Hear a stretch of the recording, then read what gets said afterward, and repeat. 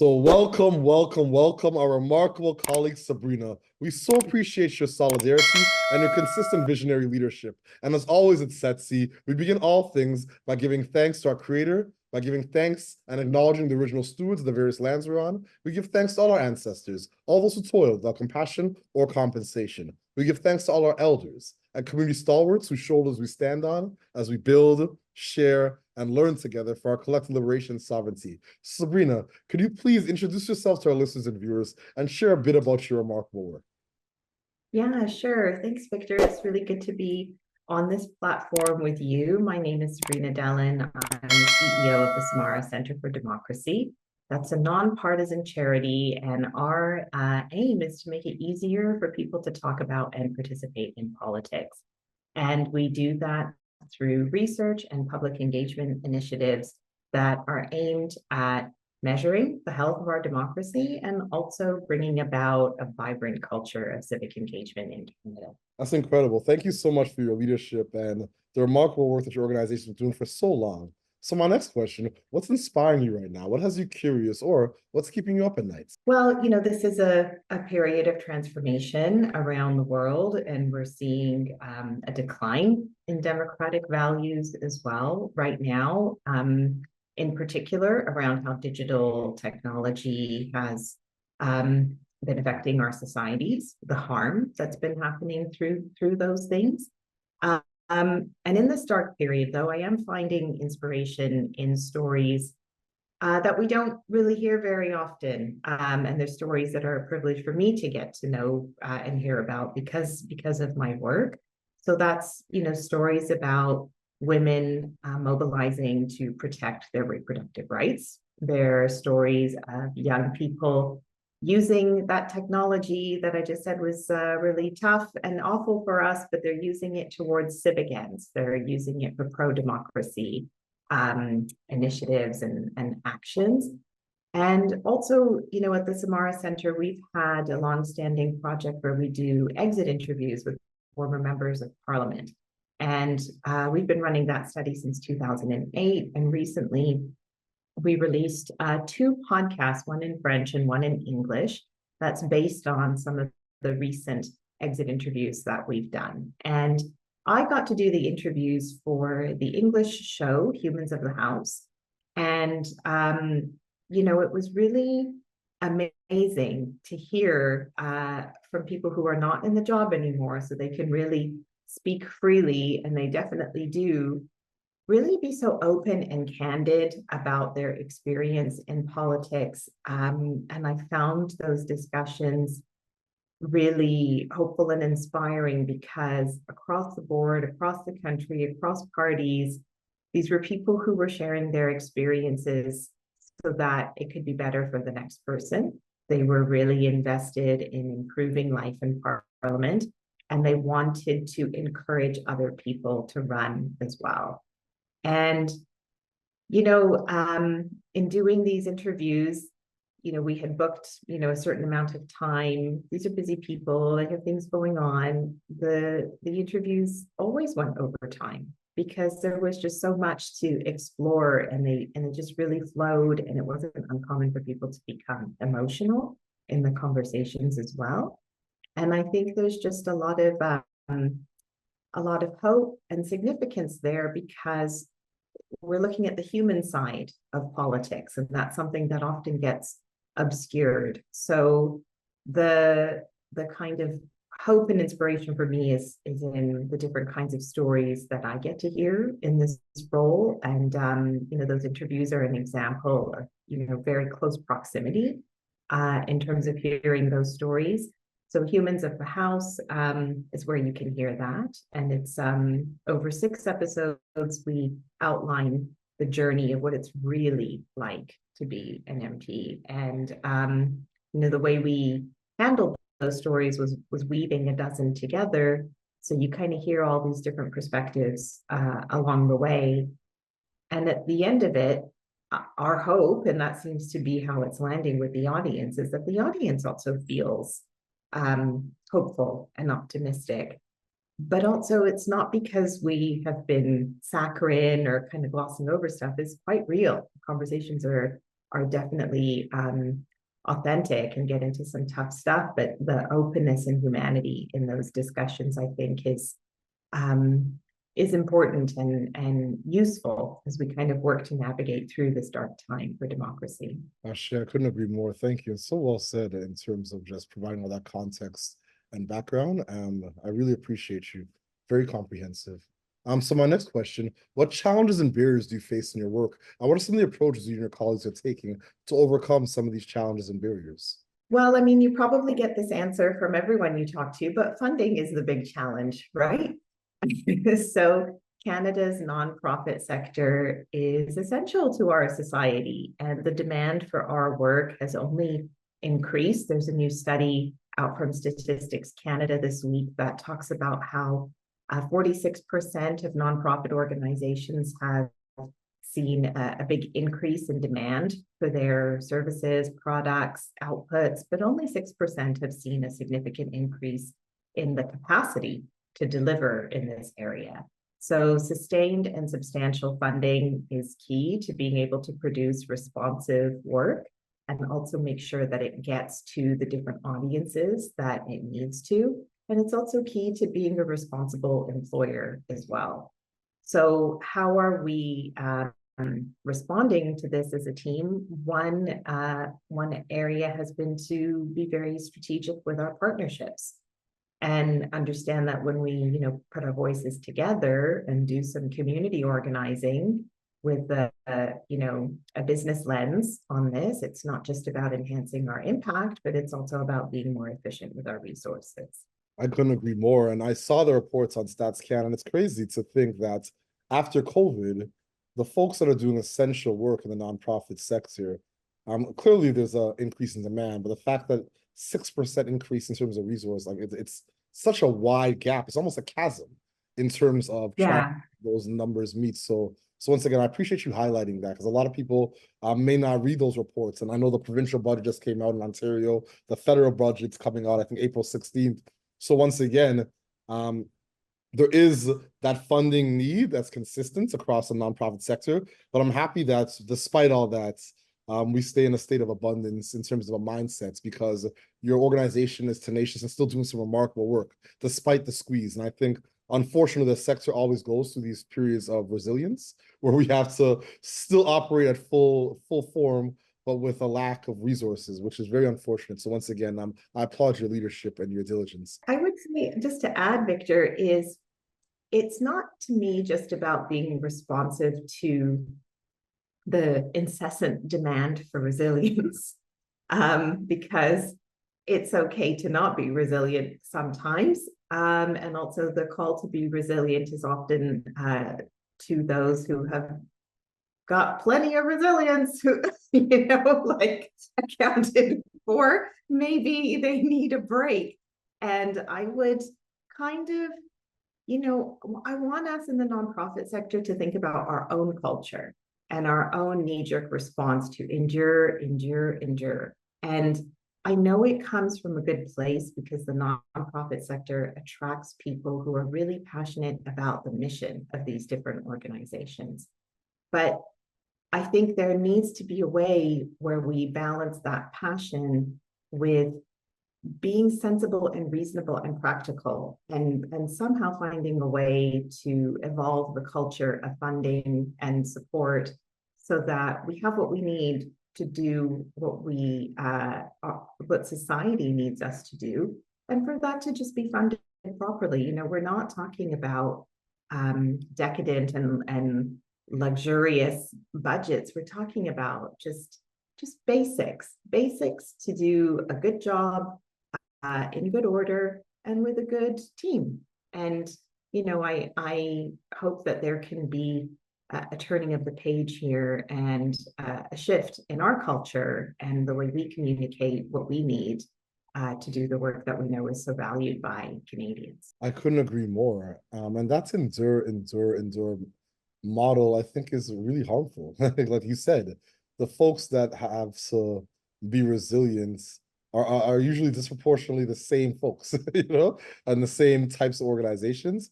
I recently saw Uncharitable, the documentary talking about the charitable sector, and even the fact that when you look at how workers within the sector are treated because of the scarcity model and mindset and that endure piece, I think there's so much that can be done in terms of advocacy, whether it be the public, philanthropic, or private sectors. But definitely there is a need for change, drastic, because I don't think the demands are going to decrease by any means, especially when we have No. after crisis. It's just crisis upon crisis within our sector, consistently trying to meet these needs. It's ultimately inefficient. Like, even if you don't care about the budget or the impact financially, it's really inefficient to have people kind of starting from zero and working in panic mode all the time. It's not sustainable, and it just requires, it's just kind of like a penny wise pound foolish approach, I think. Yeah, and that's why sometimes I get excited about, when I think about the Indigenous Peoples Resilience Fund or the Foundations for Black Communities, or there's new models that are being developed that are trying to turn philanthropy on its head and finding ways to get more responsive core dollars to organizations. Because like you said before, it's inefficient when you do a cost benefit analysis of what it takes for orgs to get only project-based money the last 2 years, 24 months, or 12 months, or 3 years, and then have to start from scratch in terms of funding forecasting or the amount of administration or reporting that takes them away from the actual project or service. It's very costly and inefficient. So I agree with you more. Yeah, and I think the shift amongst philanthropists and philanthropic organizations is tremendous. It's really exciting. I think it just points to the fact that this is a cultural change. The will is there, but we have to build this new culture of, how we relate to each other and get things done in, with this more effective model. Ashe, indeed. Thank you. So my next question, do you have a set of key priorities right now in your work that you'd like to share with our listeners and our viewers? Yeah, for sure. So our work is largely organized around 3 themes: technology's influence on our democracy, the lived experience of politics, and youth civic engagement. And so we do research in connection to these 3 areas, and then we produce evidence and use that evidence to drive public engagement initiatives, reports, or other kinds of materials that are relevant to our audience, which is very diverse. It consists of journalists, teachers, professors, policymakers, other civil society organizations, including researchers as well. And, there's no shortage of things that we can focus on, but we feel that these 3 broad areas keep us in a space of relevance and responsiveness, and just helps to, organize our efforts as well. Indeed. Thank you so much for that. I appreciate that. And once again, I've been a fan of your work for almost a decade. I got an award from your organization, like I said, I mentioned before, about 10 years ago. Yeah, I've been amazing. Yeah, so yeah, as an everyday political citizen, that's wonderful. Yeah, no, it was a blessing. It was a blessing, and definitely it was something that my child. Actually, funny enough, I still have the plaque. It's in my father's office in Toronto, and the picture has my 2 sons in my arms because they sent me the plaque, and my son's little boys at an Argos game. That was a picture that was sent in. So everyone else had a professional headshot. I was the only one that had like this picture with my 2 sons, and the boys were, I think, like 5 and 3 at the time. Now they're taller than me. So it's such a small world that, That's really special. Anyways, so it's that long ago. Amazing. So my next question, what is your ultimate goal, and what does success look like and feel like to you and your colleagues? So at the Samara Centre, we really understand that a lot of people feel intimidated or bored when it comes to talking about politics. They also might feel pushed away. And what we really want to do is help people in Canada realize a sense of connection and ownership to their democracy and their institutions. And, ultimately, our goal is for Canadian society to have a sense of courage and ambition for how we practice politics in Canada. And to just have that vibrant culture of civic engagement and have that be a consistent priority across everything that we do. Incredible. So what is your ultimate goal, and what does success look like to you and your colleagues? Success would be that people feel at ease talking about politics, that it doesn't put them off, and that there doesn't, there isn't this sense of pressure that you have to be prepared in a certain way or defend your position or, have the sense of like, you really have to stick to a position. I would really like for that to just kind of dissolve and give way to thinking critically, having good information in our world, being able to work through complicated times and problems, having solid values ground the way we do that, and also understand that democracy is dynamic. It can evolve, and we don't have to be fixated on one golden age or another, which can vary depending on who you're talking to, that we can be focused on making this present moment really good, and we can also be healthy about how we approach our future. I think for a lot of people, there can be a sense that being democratically engaged or being a good citizen is about having a ladder and you're trying to work your way to the top. I just don't think that's reasonable with the way real life works. People need to understand that there are many different ways to be an active citizen beyond voting. There are multiple points of entry. That's one of the reasons why we have reports or events or a podcast. A lot of our material ends up in classrooms. We work with teachers to create learning resources out of them. It's never the wrong moment to, stop or start being civically engaged. You can always get back in. You can dial it up or down. Real life happens. That's okay. Just maintain your connection and then build on it as you can. That's incredible. And I couldn't agree more in terms of the need for dialogue and deliberation. One of my brilliant colleagues, Amanouk, the executive director of Future of Good, we recently had a conversation. She mentioned something so remarkable. She was just like, Vic, what I'd love to see is for people to just go have a coffee or tea one of these days with someone that they completely disagree with, And I think when we look at the depolarization that's happening on the planets, there needs to be more of that. Like conversation with you disagrry with.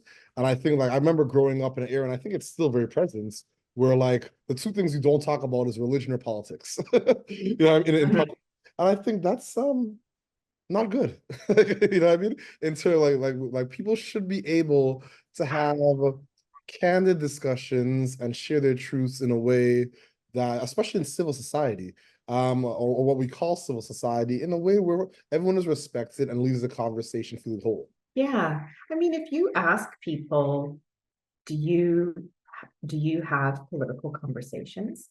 It just feels like an aggressive question. And of course, the answer is going to be no for most people, like people who aren't working in this space like you and I are, and people who are tuned into this. But if you ask people, do you ever talk about taxes?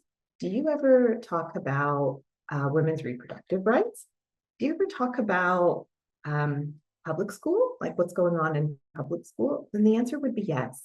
And then it turns out that people actually are far more civically engaged than we realize. And then we can start to have some more nuanced conversations that make sense in people's real lives, as opposed to this box of it's a political conversation and I feel weird getting into that space. And when people don't vote, it's not because they're apathetic or don't care. The two main reasons people don't vote is because life got in the way or they didn't feel prepared.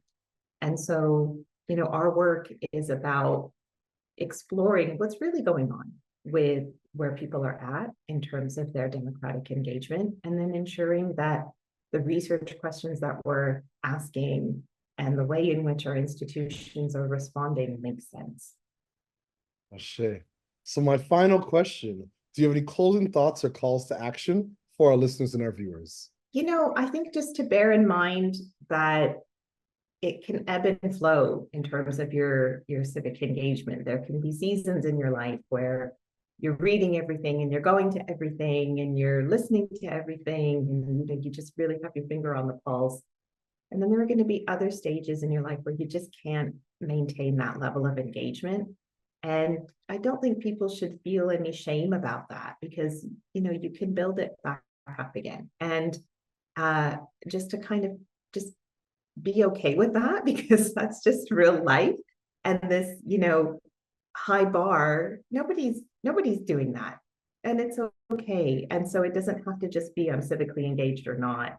We all want to be responsible citizens. I think, by and large in Canada, we should kind of take comfort that that is the, bare minimum. And that, just being a good neighbor, being active in your community, helping kids around you grow and become responsible citizens as well. It all counts and it all adds up. That's beautiful. Thank you so much for all the remarkable words, the sentiments, and the beautiful call to action. I so appreciate your remarkable leadership, your authenticity, and all the the endure resilience that it takes to lead an organization that's on the front lines doing some remarkable work. So once again, I appreciate you and all that you do for so many. And as always at CETSI, we close this conversation the way we began, by giving thanks to the original stewards, the various lands we're on. We give thanks to all our ancestors, all those who toiled without compassion or compensation. We give thanks to all our elders and community stalwarts whose shoulders we stand on as we build, share, and learn together for our collective liberation and sovereignty. Thank you so much, Sabreena. I so appreciate you. Thanks, Victor.